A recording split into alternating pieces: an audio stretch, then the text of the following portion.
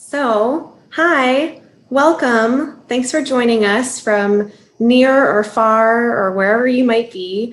My name is Brooke. I work in student activities and I work specifically supporting our student org community. One of the things that we were thinking about this summer in terms of how we're going to support student orgs through some of these virtually turbulent times that we're in is to develop this series that we have, which is called Student Org Essentials.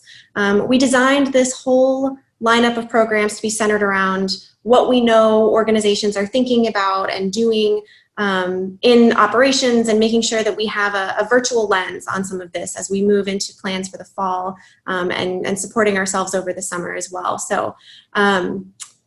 Today's topic is all about community service in our virtual environment. To chat with us today, we have AJ Johnson, who is the coordinator for service and outreach in student activities within Student Life. So she's a colleague of mine, and we're really glad to have her and lucky. Expectations-wise for today's session, please do participate. A lot of today's value will come from what you have to say, the questions that you have, and you can do that through the chat. That's completely fine. You can also unmute yourself and use your microphone if you'd like to speak during the session, but ask questions, share your experience, share your thoughts.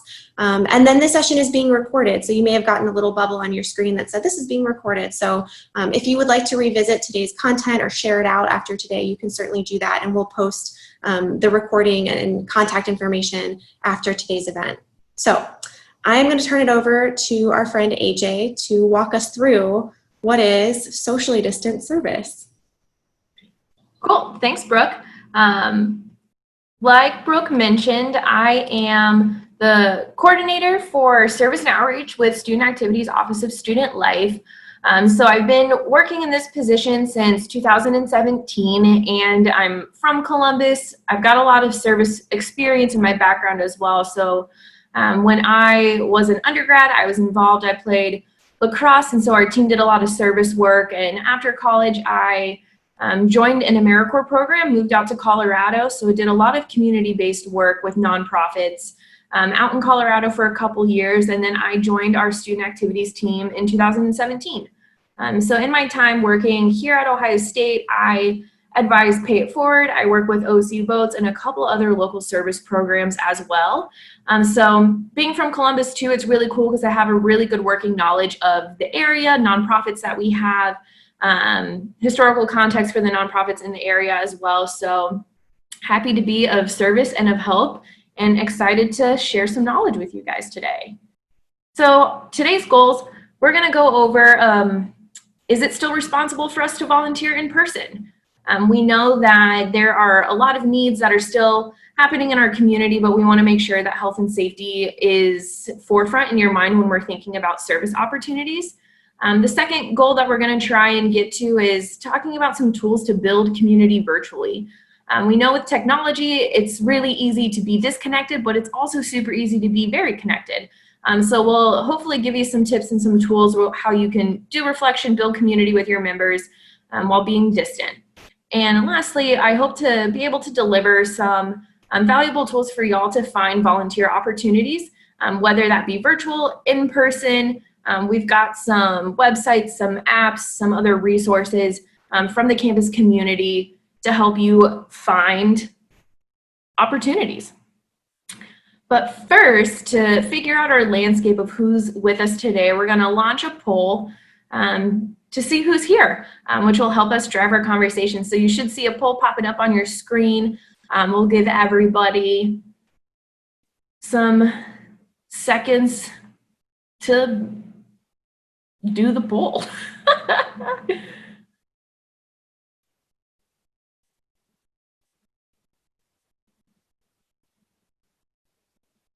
All right.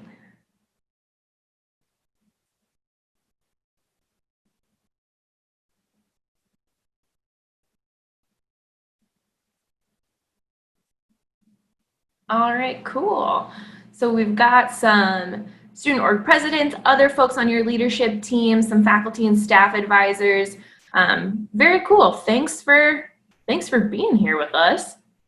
And next question we've got is, my slide will advance. How does service connect with your organization? We know that service connects in a lot of different ways. So whether your organization's mission is designed around community service, you might just volunteer every now and then with your organization. Maybe you provide resources, but this will definitely help me figure out what components to expand on.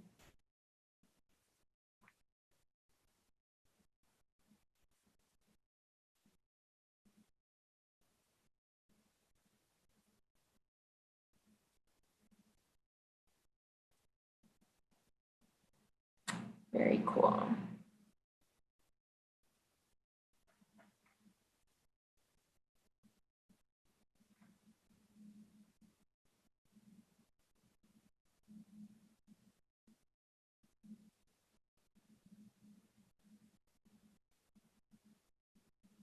Nice wide range of service connecting in various different ways, which is awesome.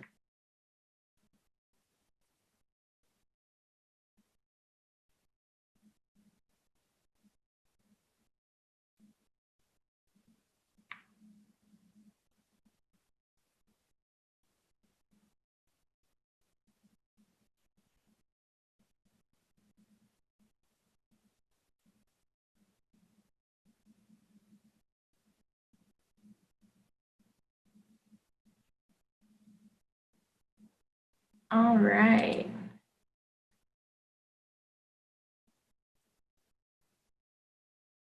And lastly, what are you hoping to learn today?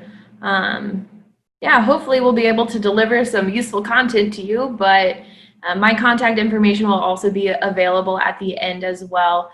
In case your questions aren't answered, happy to connect offline as well. And feel free to select as many as apply.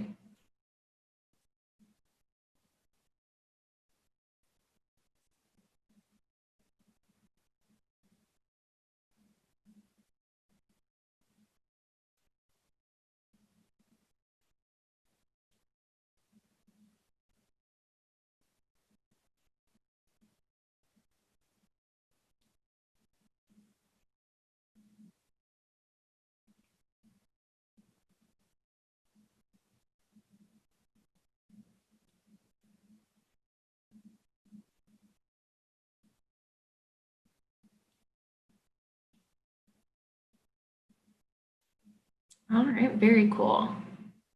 Got a lot of folks that are looking to learn for specific, tangible ways to implement service into your organization, which is great because I think that we have a lot of resources to help you be successful. Very cool. Yeah, there's a lot of different benefits and challenges to socially distant service, but also there's a lot of other ways to connect with your community without doing just specific direct service, which we'll get into a little bit later. Alrighty. So to start, I want to talk about just basically, is it responsible for me to volunteer in person? This flowchart was taken from a local news story in March about whether or not it is safe and responsible for you to volunteer in person, because there's just a lot of health and safety risks potentially that could be associated with that. The Point app is a really cool Columbus locally based mobile app that connects local nonprofits to local volunteers. And we'll talk about this app a little bit later, but I thought that this flowchart was really helpful because we know that Ohio has relaxed some of its guidelines, but there might be other entities or other stricter policies or guidelines that our community partners are enforcing or asking us to do if we want to volunteer in person. So to take us through the flowchart, the first question is this critical need in your is this a critical need in your community right now? If you answer yes, it moves you down to, are you young and 100% healthy? Yes would move you down to if you've traveled outside of the US or to another major city within the past couple weeks. I think that one of the most interesting things that this flowchart brings up are maybe some questions that we need to ask ourselves about our daily behaviors. If we're living or visiting frequently with an elderly person or somebody with health concerns, that's something to take in mind. Knowing if you're living with or visiting somebody who is pregnant, or if you are pregnant yourself, visiting or living with children under the age of 10, and then also following self-quarantining, hand washing, all of these other components. So I think that this flowchart really poses a lot of good questions for you to ask and reflect on, to make sure that ultimately, if you are able to volunteer in person, you're limiting the risks as much as possible for yourself and for others. Because at the end of the day, you know, health and safety and well-being is really important. And if we can't volunteer in person, there's other things that we can do. And ultimately, at the end of the day too, the community partner that you're working with or the agency that you're trying to volunteer with is really going to drive this conversation. So some things to consider when working with a community organization, or if you already have a dedicated community partner that you've worked with in the past, I would start by reaching out to your contact specifically to ask, you know, is your dedicated community partner still accepting new volunteer groups? Or are they only accepting a few volunteers in order to limit the risk that they have? I would recommend calling ahead. So like I mentioned earlier, Ohio has relaxed maybe some of its guidelines, but your community partner definitely has the autonomy to enact more strict guidelines and safety protocols if they see fit. So whether that be mandating that everybody wear masks, whether gloves are going to be involved, and also to have a little grace and allow some extra time for additional screening done by your organization. So understanding that, you know, this crisis has also shifted the lens for our community partners. And they might need to do some additional screening at the beginning. So some things that you might not have done before in the past, where you know, show up to your community partner, you're able to just take on a task and complete it. There might be some other guidelines to adhere to. So if you're trying to organize your group in terms of volunteer times, you might need to show up 30 minutes early. Might not be able to show up, you know, right at 1 p.m. when your volunteer shift starts. So being cognizant of that. Expect that volunteer shifts may be canceled and could shift due to need, due to the landscape of the community partner as well. And we know our folks that work with nonprofits often in community agencies that there is a lot of flexibility and adaptability that you need to have to be successful when working with nonprofits. And I think one of the biggest things to consider that I really appreciate is just asking about any risk that might be associated with the task, and do not take part if you're uncomfortable with that level of risk. We know that there are still some critical needs in our community that need addressing, but risking your own health and safety and, you know, is not the answer to that problem. So just be really, critical and really think through the decision if you want to volunteer in person.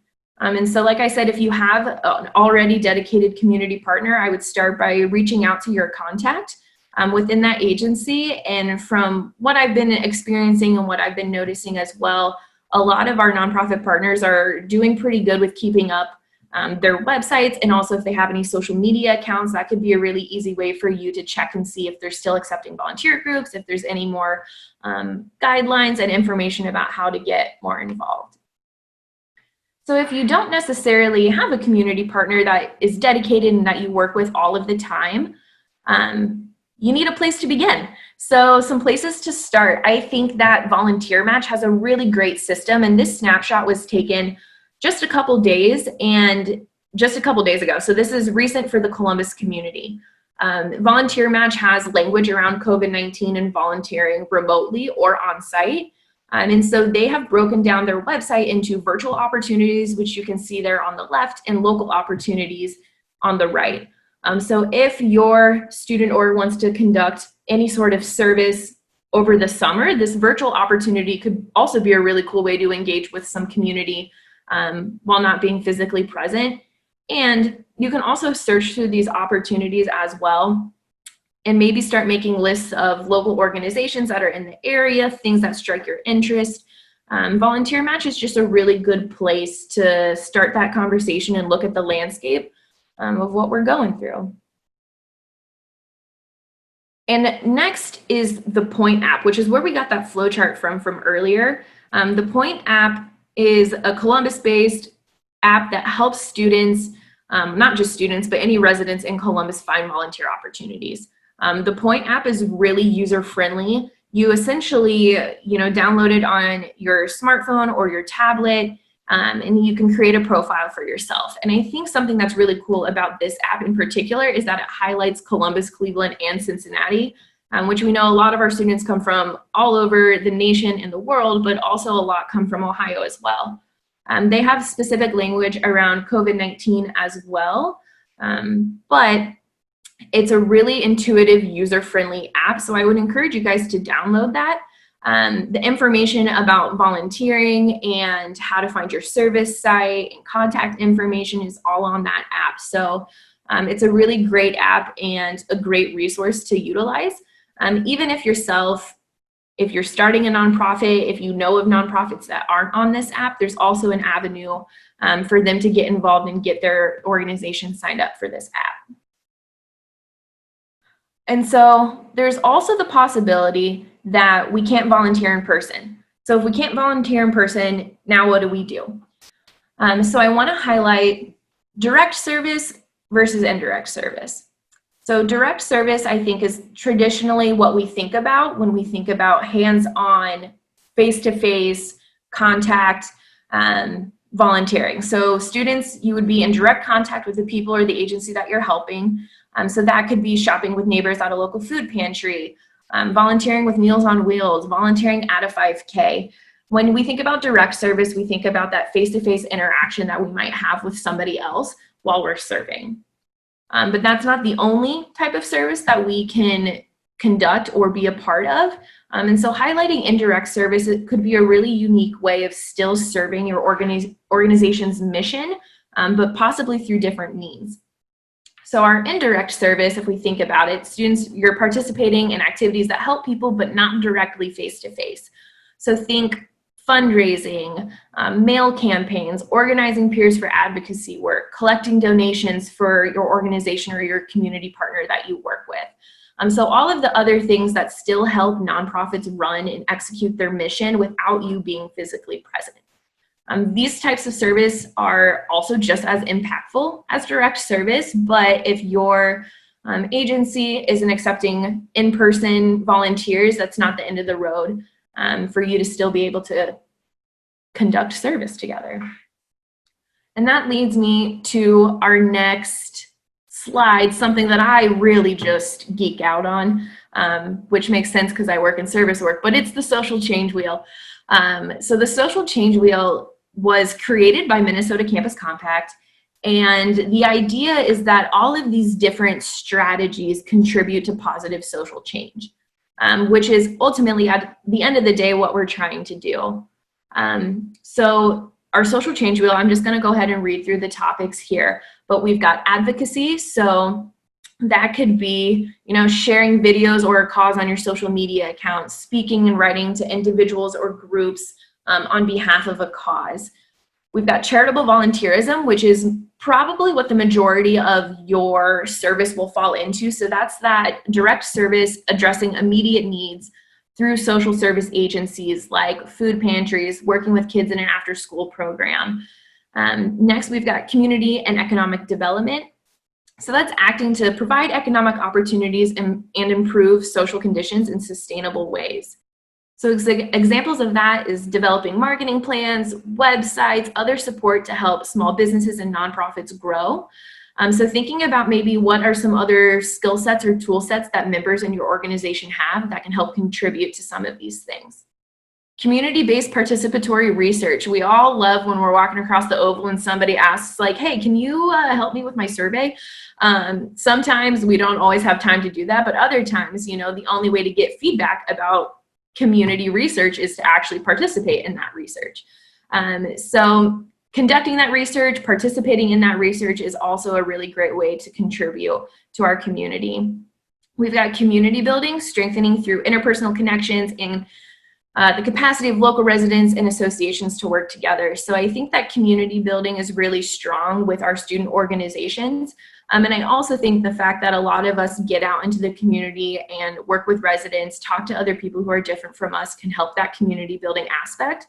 Because we are a very large university that's in an urban area. And so I think that we do play a part in that community building aspect of what makes Columbus, Columbus. And that's being an active active person in our community.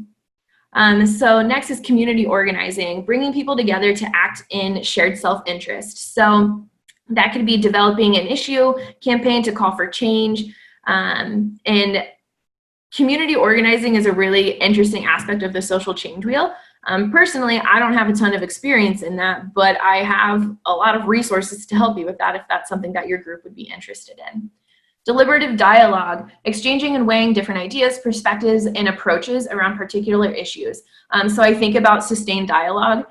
They do this all of the time, and it's a really great way to learn from one another if we're thinking about our membership development aspect that you do within your organizations as well. Informal associations, mutual aid, unpaid collaborative work, sharing of resources, seeking to improve collective quality of life. We've got philanthropy. The big one that I can think of is Buckeye-thon that we do on our campus, but there's a lot of other philanthropy types of work that we do. We also have a student philanthropy council. So there's a lot of resources around philanthropy if your organization would be interested in looking towards this as a way of complementing the direct service that you might do. Protests and demonstrations, expressing public disagreement with a situation or policy in visible nonviolent ways. Social entrepreneurship, really great utilization of combining business with a clear social benefit. Socially responsible daily behavior is maybe one of the easiest ones that we all could commit to help towards positive change. So that's, we're also reusing water bottles. We're changing the language that we use each day. We're buying from locally owned, socially responsible businesses. And lastly, we've got voting and formal political activities. 2020 is an election year. Every year is an election year. And so I think that making sure all of your members are registered to vote, getting engaged on local topics that are happening in the Columbus area for the fall is a great way to engage with one another. Contributing to society, you're doing that deliberative dialogue by discussing people's viewpoints, could be a really great way of, impacting our community, but through other avenues that might not be direct service. So this social change wheel, I know, is a lot of information up front, but I would love for us to hop into some breakout rooms just in small groups. So feel free to take a picture of this slide because I'm going to ask y'all to maybe pick one or two of these other strategies that you think your organization could do in lieu of direct service. So if you can't do direct service, think about one or two other of these strategies that you might be able to implement. And maybe your organization's already doing some of these other things and you didn't even know that it was a part of the social change wheel. So I'm gonna put y'all in breakout rooms, or maybe Brooke can put you in breakout rooms. Brooke's gonna put you in breakout rooms. We'll give you all about 5 to 7 minutes to chat with one another. So yeah, go ahead and take a picture of that screen. Bear with me, feel free to take a picture of your screen now. I'm going to figure this out. So we have 23 people, so that would make... You do 6 rooms. 4 participants. Yeah. Yeah, all right, cool. Rooms. Oh my goodness. All right.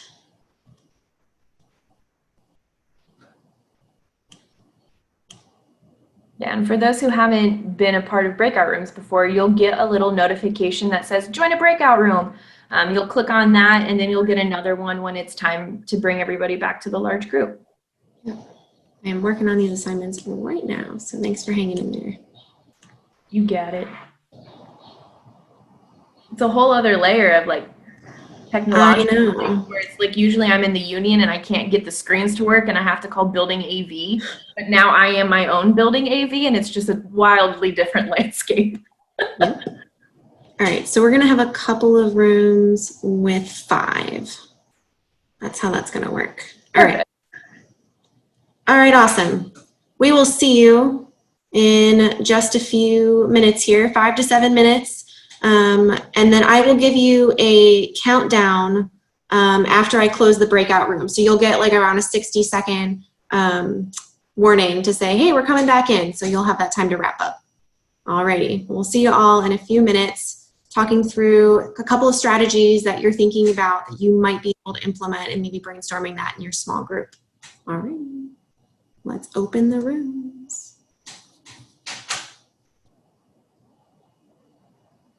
Looks like breakout room 2 is going, breakout room 3, breakout room 4 and 5.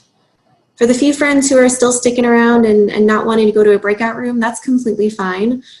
This is not something that's absolutely required of you. So if you'd rather put something into the chat, if you have a question during this time or you want to talk through and maybe brainstorm with us about a couple of things that you're thinking about, feel free.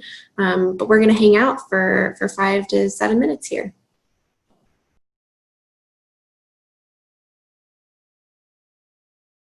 All right, it looks like we're all hopping back in here, which is great. All right.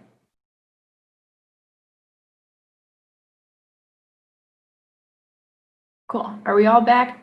Can you see that, Brooke? No, we're not all back yet. Got you. They're closing in 5 seconds, so they'll be coming back soon.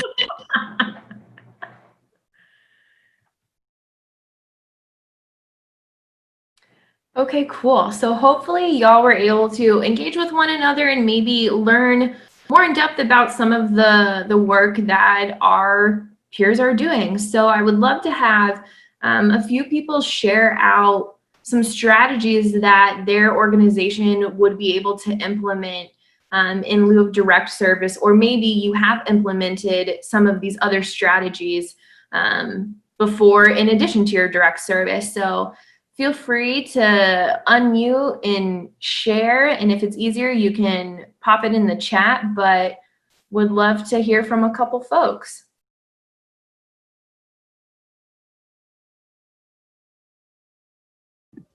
I got something. All right, would you mind sharing your name and what organization you work with? Sure thing. I am Charlotte with Fisher Inc., a student magazine on campus. And something that we have done in the past is we've helped cleaning up Columbus. So we help picking up trash or cleaning up the shot, just general helping the community.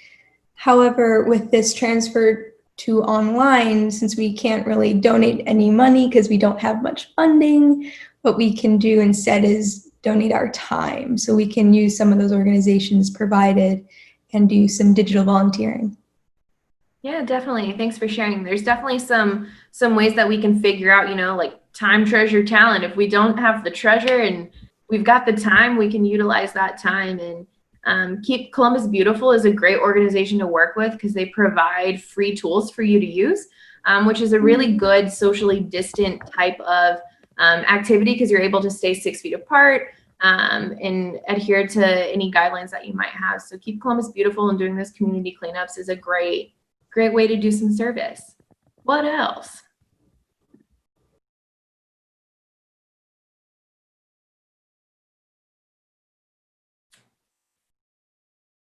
All right, we've got some folks in the chat here. So yeah, encouraging fundraising for our community partners. That's a fantastic way to help spread some awareness. And I think that a lot of our community partners too will have like shorter links or maybe social media that you would be able to share on the different platforms that you utilize and encourage other friends to help spread the word, which is a great way of helping our partners to spread the word about fundraising.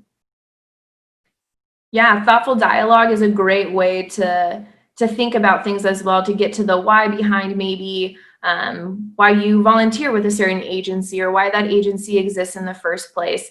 You can use mobile mediums to have that thoughtful dialogue. If you know your group really well, you can utilize Zoom. If you can do like the group FaceTime, there's a lot of different ways that you can mobily and virtually communicate with one another that still helps move the needle on some positive social change, even if we're not doing direct service. That thoughtful dialogue is a really important component.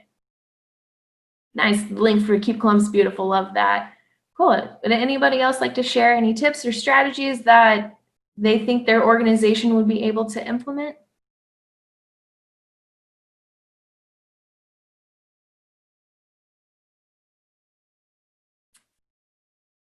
All right, well, so regardless of what strategy your organization utilizes, whether it's direct service, deliberative dialogue, philanthropy, social entrepreneurship. The way that we're able to tie that all back together to our organization's mission, and also thinking about our member development and how we as individuals progress. Reflection is really the main component here and a super important aspect of the work that I do with Pay It Forward and our other service organizations.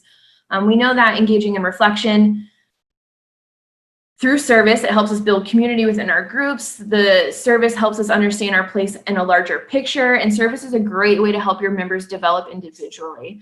And a simple model that you can follow for in-person or virtual reflection activities is utilizing the what, so what, or now what model. And so a great way to engage members who might not know each other, or some other reflection tools that you can utilize. I'm a big fan of using the chat for reflection. So I would love to hear from folks in the chat. Just take a moment to reflect on a previous service experience that you've had in your life. And in the chat, type one word that captures the feeling that you had while serving. So I'll give you guys a couple minutes just to reflect on that past service experience and think about maybe one word that captures the feeling that you had while you're serving.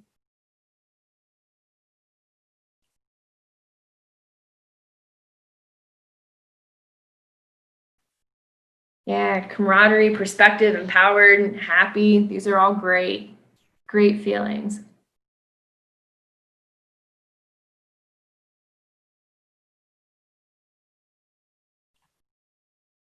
Yeah, and regardless of the type of service that you're conducting, you're able to engage in this reflection, whether that be virtual, where everybody can go around and say one word if there's a lot of students in your organization, or if maybe your organization doesn't know each other well enough to, popcorn around and call each other out by name. Utilizing the chat to do one word reflection captures is a really good way to get everybody involved. Everybody's able to participate in that type of reflection as well, which is really, really great.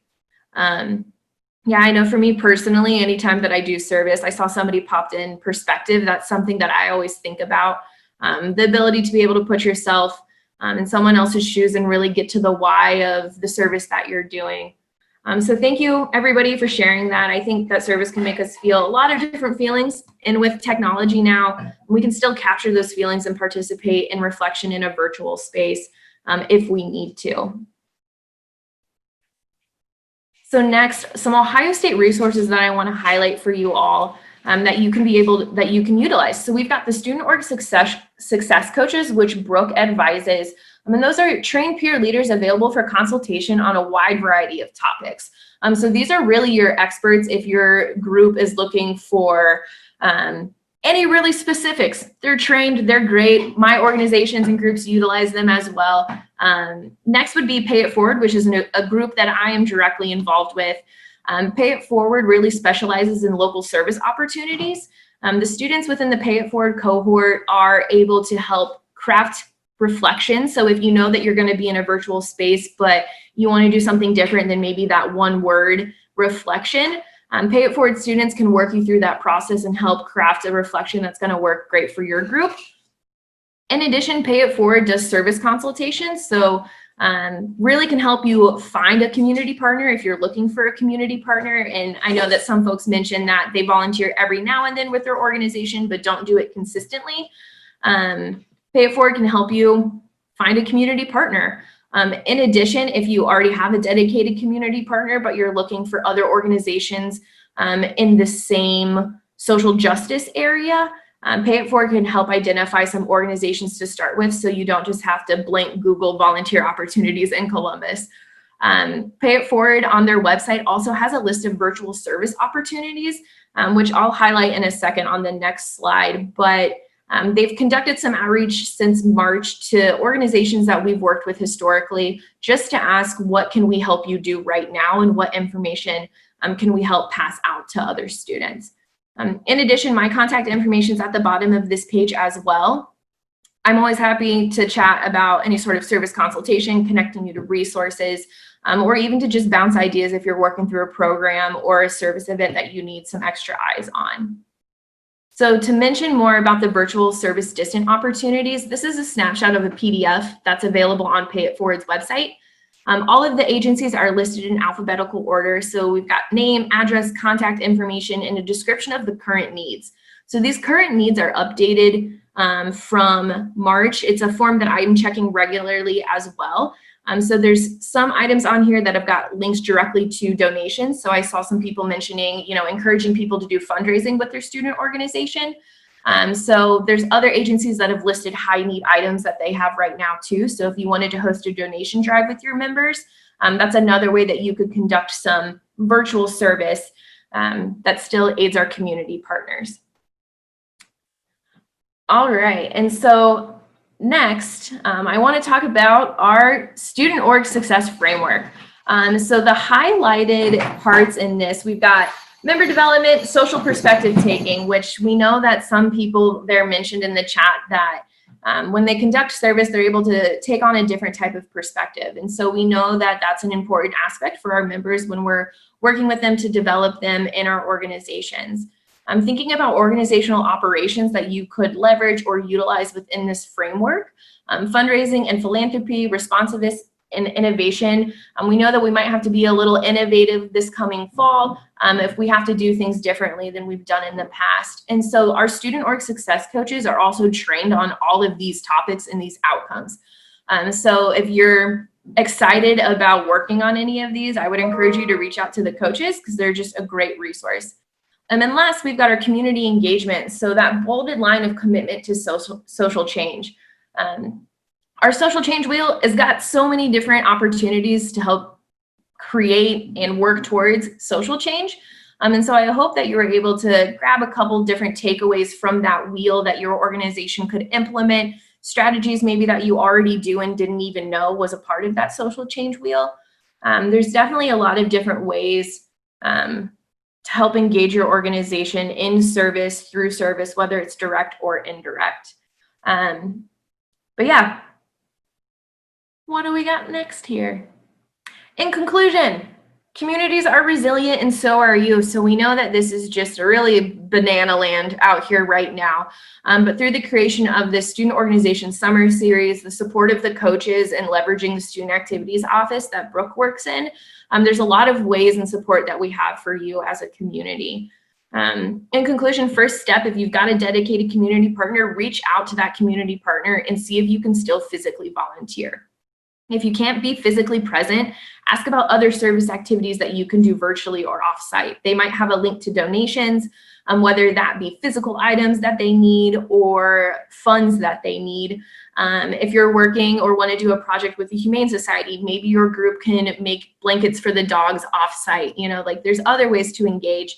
And your community partner is going to drive that need and have the best information for how you can help them address that. If you're looking to connect with a new community partner or want to check out what the landscape is in Columbus right now, would really encourage you to check out VolunteerMatch or Point or both of the apps. I've used both and I've had great experiences with both of them. Both user-friendly, you can narrow it down by area. So even if your members are spread across the nation, they would be able to use VolunteerMatch. They can type in their specific zip code. And maybe if you're all working towards food insecurity, everybody could find a pantry to work with. I would also encourage you to think about maybe some other organizations that are national. A lot of states have a local United Way. The American Red Cross has a ton of virtual experiences as well for you to help with. Yeah, a lot of resources, but it's also overwhelming sometimes. So if you need help searching through that, let me know and I'm happy to help.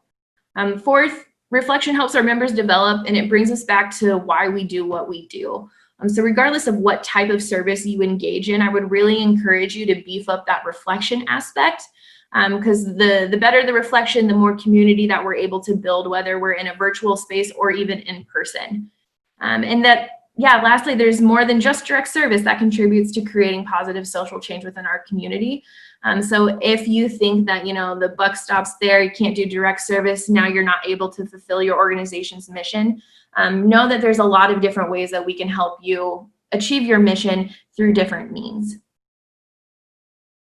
All right, and commit to taking action.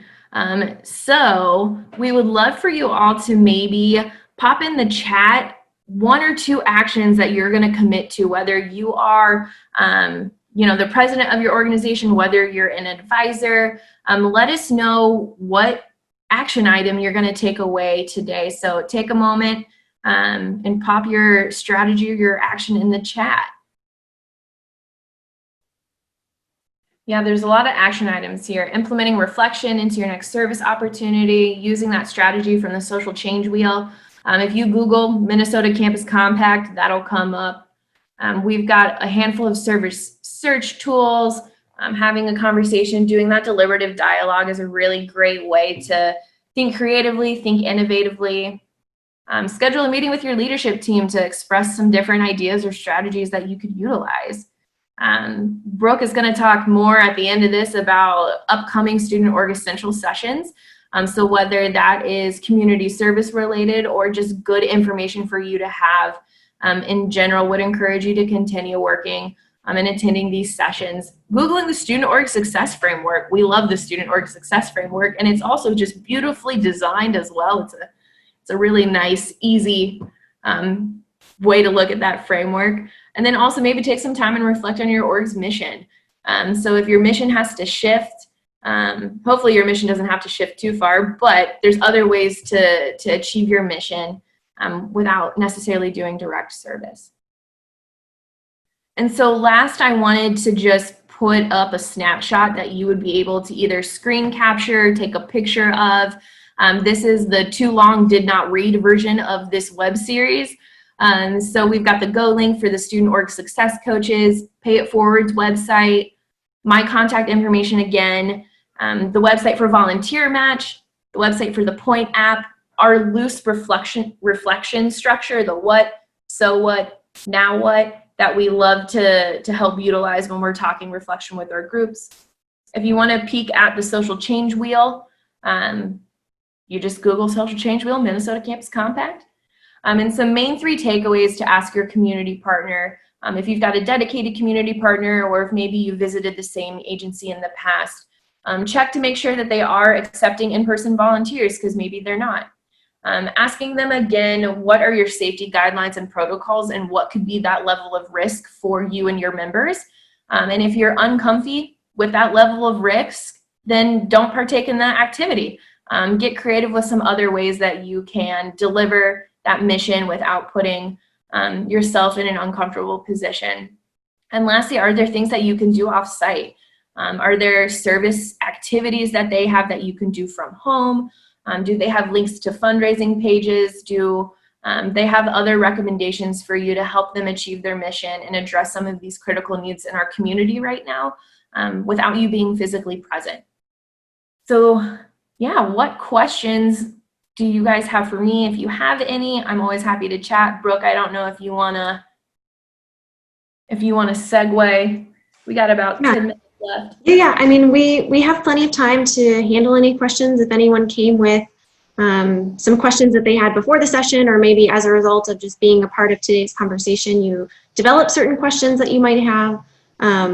But we're available after today as well. So there are ways to get in touch with us via the coaches, via Pay It Forward, AJ or I directly, coming to another session, staying engaged in that kind of way. We're happy to help. And this isn't the last time that we're going to host these kinds of conversations either. So as we learn more, as we figure out more techniques, as we get more concrete information about the direction that we're moving in for the fall, there are going to be more opportunities for us to connect with you about any of these topics in this series.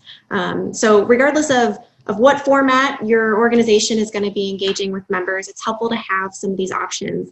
And I really appreciate, oh, hi, Kat. I really appreciate some of those action items that you chimed in with. I think that it's helpful to have some kind of tangible takeaway or reflection as a part of coming to these sessions, putting it in your own perspective. And yeah, so don't be strangers, stay in touch.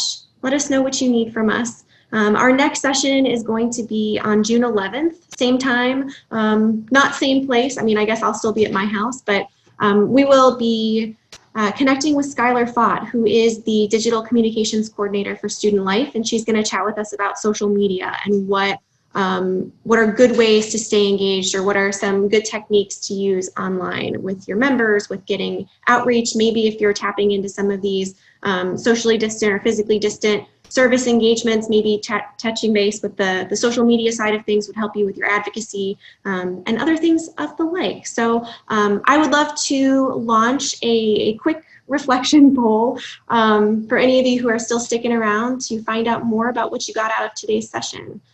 So, oh my goodness, my cat.